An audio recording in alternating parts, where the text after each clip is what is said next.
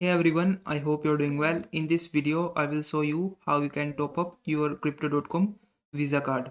So the process is very easy. So make sure you watch this video till the end.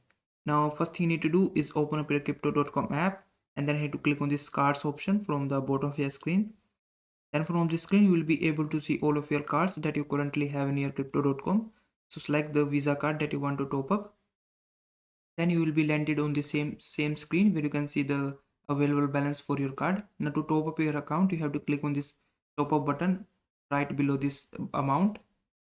Then you just have to enter the amount how much you want to top up your Visa card, and you can also select the cryptocurrency from here which you want to top up in your card.